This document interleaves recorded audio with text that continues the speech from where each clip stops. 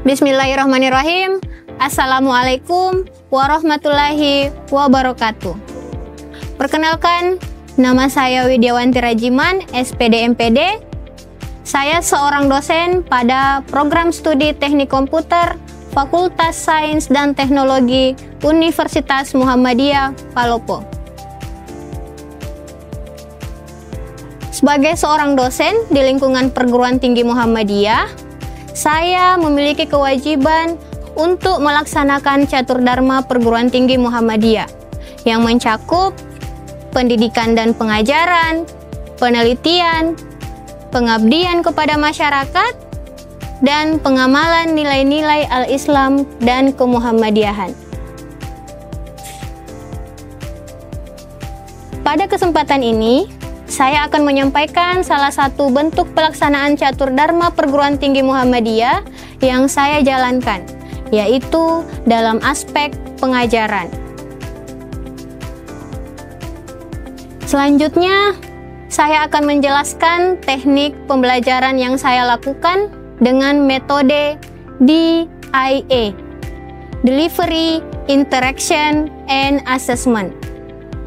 Pada salah satu mata kuliah saya, yaitu Matematika Ekonomi, dengan kode mata kuliah WF 00202.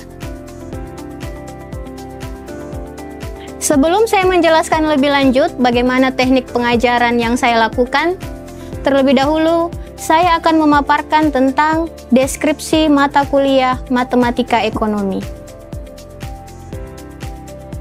Matematika Ekonomi merupakan mata kuliah wajib prodi yang diampu pada semester ganjil dengan bobot 3 SKS. Total pertemuan pada mata kuliah ini sebanyak 16 pertemuan, termasuk ujian tengah semester dan ujian akhir semester.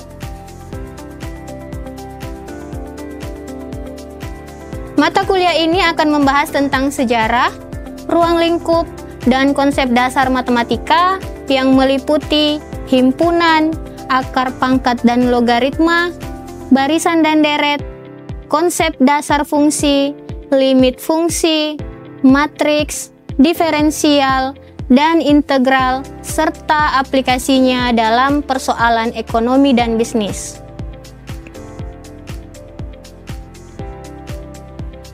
Dengan mengikuti mata kuliah ini, mahasiswa diharapkan yang pertama, mampu memahami sejarah, ruang lingkup, dan konsep dasar matematika. Kedua, mahasiswa mampu memahami konsep dasar matematika. Ketiga, mahasiswa mampu memahami teori barisan dan deret. Keempat, mahasiswa mampu memahami teori barisan dan deret serta aplikasinya dalam ekonomi. Yang kelima, mahasiswa mampu memahami konsep dasar teori fungsi. Yang keenam, mahasiswa mampu menerapkan teori dasar fungsi dalam ekonomi dan bisnis. Ketujuh, mahasiswa mampu memahami teori limit dan kontinuitas suatu fungsi. Yang kedelapan, mahasiswa mampu memahami konsep dasar matriks dan determinan. Kesembilan, mahasiswa mampu memahami konsep dasar matriks dan determinan serta penerapannya dalam ekonomi. Yang ke-10, mahasiswa mampu memahami konsep diferensial fungsi. Ke-11, mahasiswa mampu memahami aplikasi diferensial dalam ekonomi dan bisnis. 12, mahasiswa diharapkan mampu memahami konsep dasar integral. Dan yang terakhir, mahasiswa diharapkan mampu menerapkan konsep dasar integral dalam ekonomi dan bisnis. Untuk mencapai kemampuan tersebut, mahasiswa akan diberikan materi antara lain yang pertama, himpunan, kedua, akar pangkat dan logaritma, yang ketiga, barisan dan deret, keempat, fungsi, fungsi linear dan fungsi non-linear, yang kelima, limit fungsi, 6, matriks, 7, diferensial, Dan terakhir 8, integral.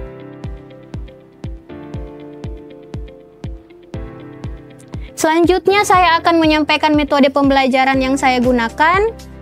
Pertama, yaitu delivery.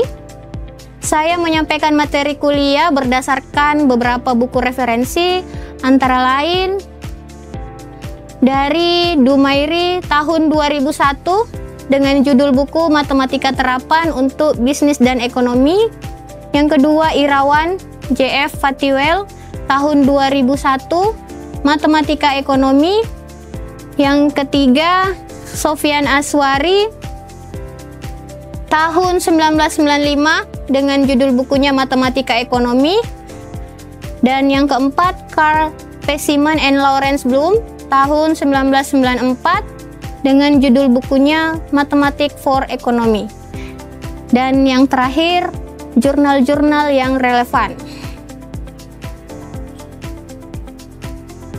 Untuk pertemuan tertentu, saya akan memberikan case study untuk diselesaikan oleh mahasiswa.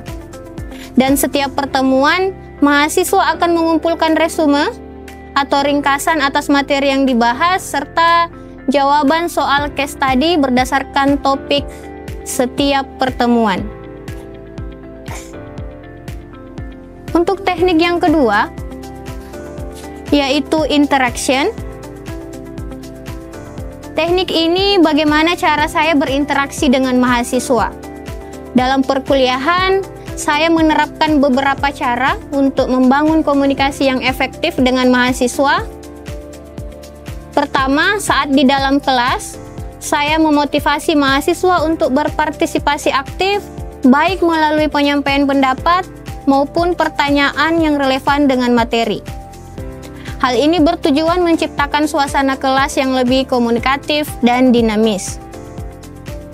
Kedua, saya memanfaatkan grup WhatsApp sebagai media diskusi di luar jam perkuliahan, sehingga komunikasi dan interaksi dapat tetap terjalin secara berkelanjutan di luar ruang kelas. Teknik yang terakhir yaitu assessment. Teknik ini merujuk pada cara kita menilai kemajuan mahasiswa. Pada awal perkuliahan, saya memperkenalkan kontrak perkuliahan yang berisi kesepakatan bersama dengan mahasiswa. Kontrak perkuliahan ini mencakup metode penilaian dan bobot penilaian yang digunakan.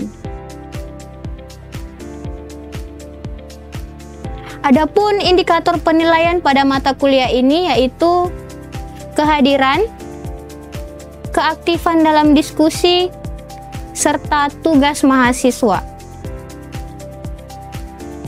Kehadiran dengan bobot sebesar 20%, diskusi, tugas, serta keaktifan 30%, nilai UTS sebesar 25%, dan nilai ujian akhir semester 25%. Adapun model pembelajaran yang saya gunakan, salah satunya adalah problem based learning. Oke, selanjutnya saya akan menampilkan video pembelajaran saya di kelas pada mata kuliah Matematika Ekonomi.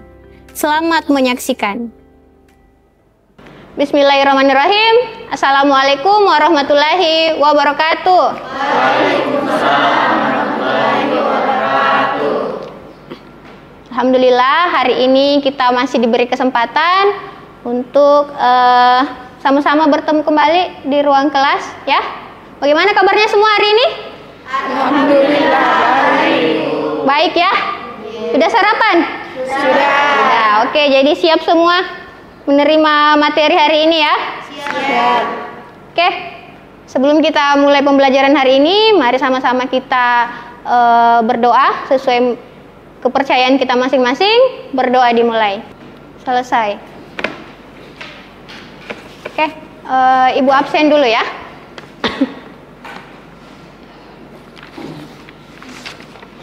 Didengarkan namanya baik-baik. Adelia Salsabila hadir. Alia Sahwa Ramadhani. Alpa. Oh, hadir. Ini hadir temannya ya. Oke. Saputra? Alfa.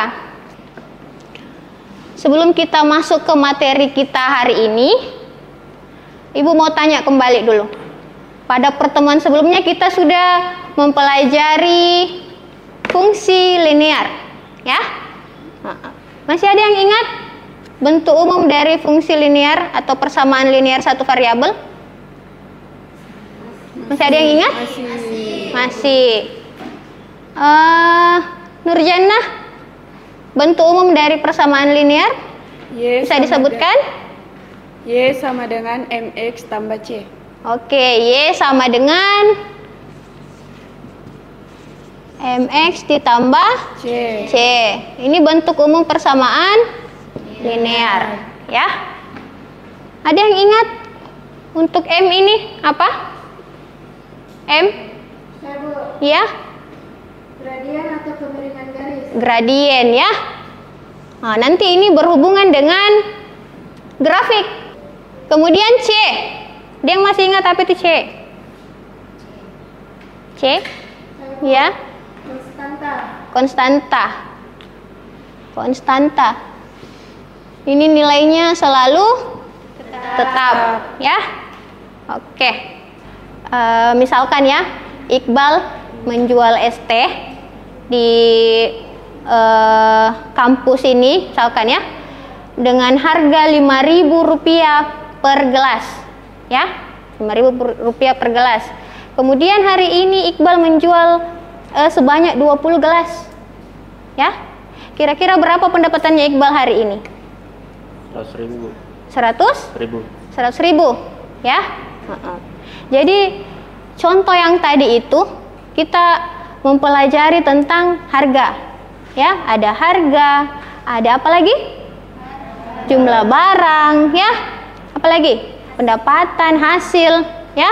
Nah, ketiganya itu saling berhubungan.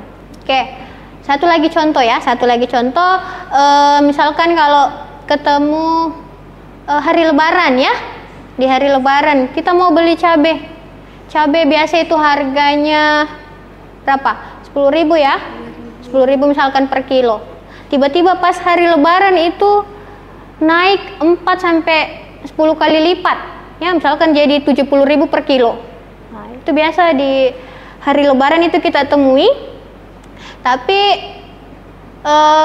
setelah hari Lebaran, 7 hari setelah misalkan hari Lebaran itu harga cabenya tiba-tiba turun drastis lagi.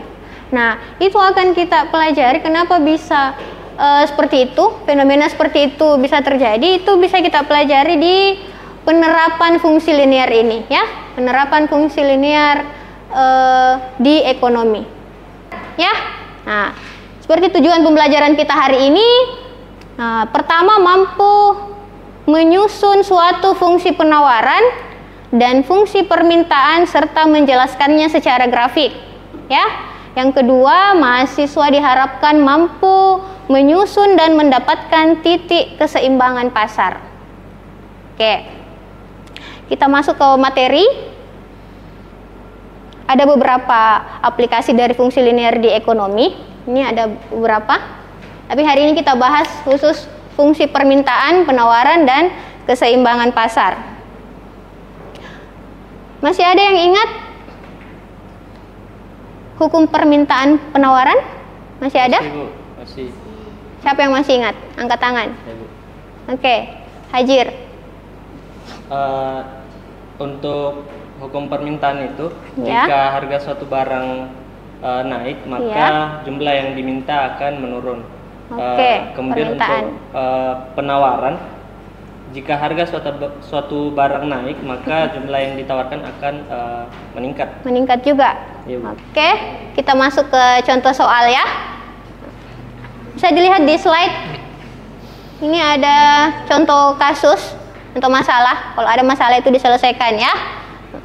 Ketika barang harganya sebesar Rp5 per unit, kemudian jumlah barang yang diminta sebesar 30 unit. Berarti ini permintaan atau penawaran? Permintaan. Permintaan ya. Ini kata kuncinya, diminta. Berarti permintaan ya. Kita pakai rumus permintaan nanti. Kemudian naiknya harga barang menjadi Rp10 per unit, menyebabkan jumlah barang yang diminta turun menjadi 20 unit. Ya, sama tadi dengan hukum permintaan. Kalau misalkan harga naik, jumlah permintaan turun, ya. Ini harganya naik nih dari 5 ke 10, terus permintaannya 30 ke 20 ya. Dari soalnya saja sudah bisa kita tahu, oh ini fungsi permintaan pasti ya yang akan dicari.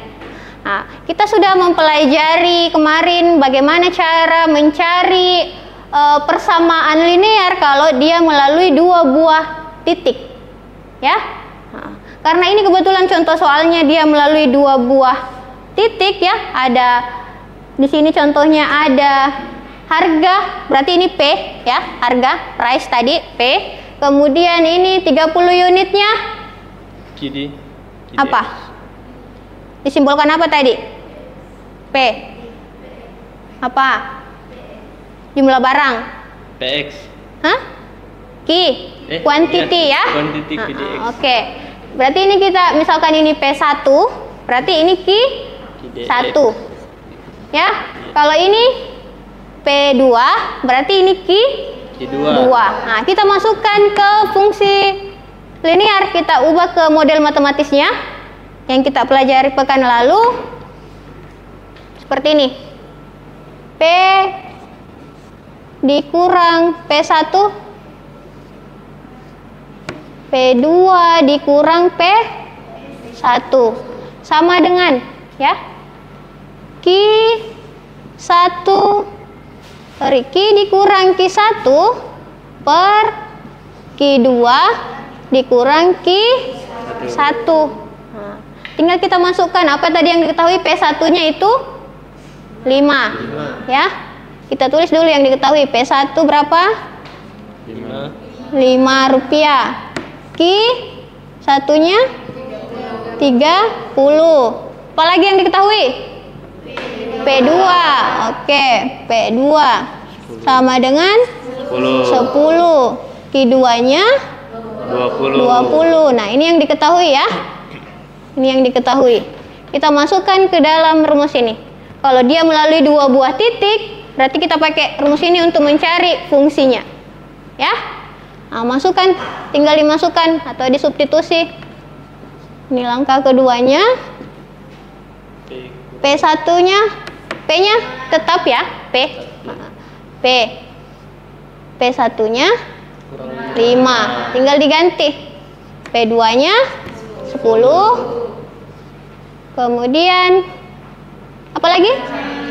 P1 5. Ini tujuannya kita ke fungsi ini ya. Nanti jadinya Q sama dengan ya A dikurang B kali PX. Jadi tujuannya nanti di sini kita Q sama dengan apa-apa ya. Ini kalau misalkan begini diapakan lagi? Dikumpulkan yang ada variabelnya ya, disatukan dalam satu ruas ya. Misalkan ini kita pindahkan saja ke sini. Fun fact-nya, kalau kalian belajar di SMA kemarin, apa istilahnya? Pindah ruas. Pindah ruas ya. Tapi kalau di ilmu matematika itu tidak ada namanya pindah ruas ya. Di sekolah kemarin itu kita diajarkan biar mudah saja, oh pindah ruas saja ya. Tapi sebenarnya kalau di matematika itu tidak ada seperti itu. Yang ada itu kalau misalkan ruas kiri kita kurangi dengan 50, berarti ruas kanan juga harus kita kurangi dengan 50, karena di sini ada tanda sama dengan ya. Itulah kenapa di sekolah diajarkan, oh ini pindah ruas, kalau positif pindah ruas ke sini jadi negatif. Begitu toh diajarkan di sekolah? Sebenarnya asalnya itu biar kita mudah saja. Tapi sebenarnya kalau di matematikanya itu tidak ada yang dikenal seperti itu, pindah ruas ya. Adanya itu, jadi kalau di sini minus 10 kali P ditambah 50. Nah, ini ceritanya kita mau habiskan dia. Kalau kita mau habiskan dia sama dengan 0, ya, berarti ini harus kita kurangi dengan 50. Sama dengan, kalau ruas ini dikurang 50, berarti ruas kanan juga dikurang 50. Ini 150 ya, dikurang 50. Nah, begitu. Ini positif atau negatif? Positif. Positif 40. Nah, inilah fungsi permintaannya. Ya. Nah, ini untuk apa? Kalau misalkan ada yang bertanya, Bu, kalau misalkan nanti dia harganya 30, berapa permintaan barangnya? Ya, ini kan kalau misalkan dia harganya 5, berarti permintaannya 30. Ya, kalau misalkan dia harganya 10, permintaannya 20. Nah, kalau misalkan saya naikkan lagi harganya 30, berapa kira-kira permintaannya? Nah, fungsi inilah yang digunakan.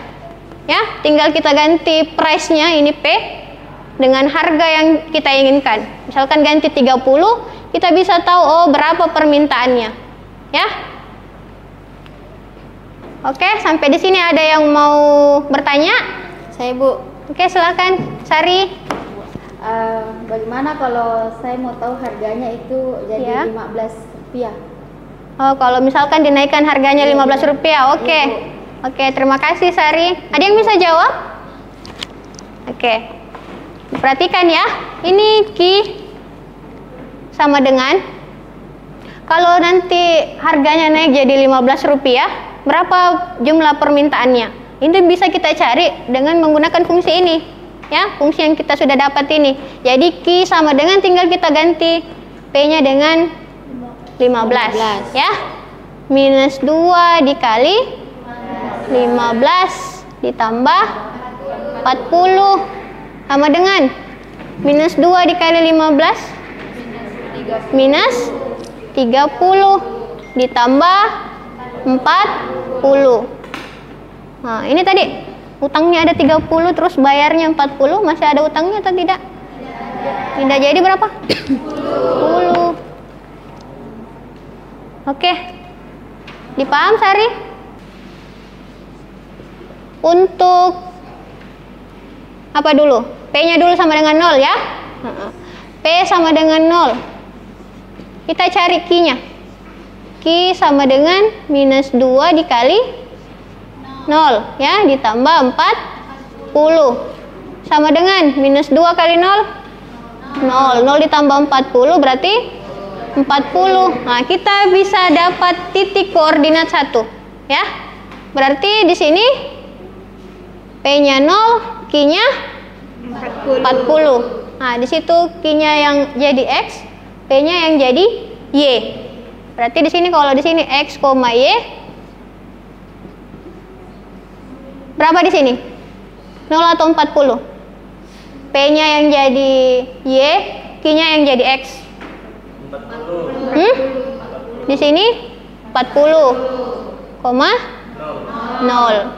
ya. Nah, kita dapat satu titik koordinat. Kemudian kita cari lagi satu dengan memisalkan Q-nya sama dengan 0 juga ya. Nah, masukkan ke dalam fungsi. Jadi ini 0 sama dengan minus 2 dikali P ditambah 40. Ini jadinya berapa? Kita pindahkan saja ke depan ya. Jadi 2P P sama dengan 40. 40. Nah, kalau di sini kita cari P, berarti di sini 40 per 2. P-nya jadi 20. Nah, kita dapat titik koordinat yang kedua. X, Y sama dengan berapa? 0,20. Kita sudah dapat titik koordinatnya. Yang pertama 40,0, yang kedua 0,20. tinggal dimasukkan ke bidang kartesius ya. Tinggal kita gambarkan grafiknya ini 0,20 kemudian 40,0. Jadi tinggal kita tarik garis lurus ini. Nah, inilah fungsi permintaannya ya. Ini garis ini fungsi permintaannya. Qd sama dengan 40 dikurang 2P. Boleh juga seperti itu. Boleh juga seperti ini. Sama saja ya. Minus 2P ditambah 40. Oke? Itu untuk grafik fungsi permintaan. Kalau yang fungsi penawaran, nih. Nah, tadi kalau fungsi permintaan dia ke mana ini? Kemananya? Ke kanan saya ya. Ke kanan saya. Kalau grafik fungsi permintaannya ke kanan, dia menutupi titik 0. Nah, kalau fungsi penawaran, dia terbuka ke atas ya. Ke kiri saya. Ya. Oke, jadi bisa kita lihat dari grafik juga kalau misalkan ketemu soal nanti ada grafiknya bisa dilihat, oh ini fungsi penawaran kalau dia terbuka seperti ini ya. Kalau dia grafiknya tertutup berarti itu fungsi permintaan ya. Sampai sini ada pertanyaan? Atau sudah dipaham semua? Paham ya? Oke. Hari ini Ibu akan bagi dua kelompok. Dan kelompok kanannya Ibu sama kelompok kirinya Ibu ya. Seimbang ya. 1, 2, 3, 4, 5, 6. Nah, di sini sebelahnya 7 orang. Saya mau kasih masalah ya, biar bertambah masalahnya. Saya kasih masalah, silakan ditulis. Dalam sebuah pasar ya, saat harga barang A Rp3.000, jumlah permintaannya 90 unit. Nah, tugas kelompoknya masing-masing.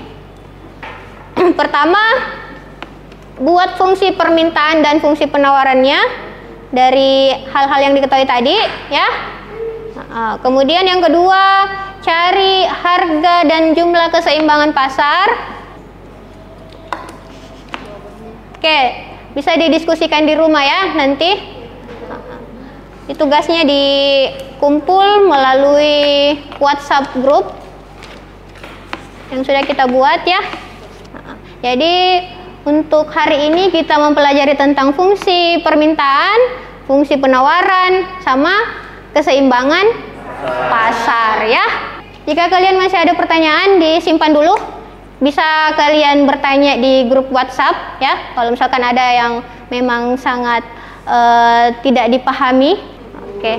Terima kasih untuk hari ini, terima kasih semangatnya. Billahi bisabil haq, fastabiqul khairat. Assalamualaikum warahmatullahi wabarakatuh. Waalaikumsalam warahmatullahi wabarakatuh. Demikian cuplikan video pembelajaran saya pada mata kuliah Matematika Ekonomi. Sampai jumpa pada pertemuan selanjutnya. Terima kasih. Billahi bisabil haq, fastabiqul khairat. Wassalamualaikum warahmatullahi wabarakatuh.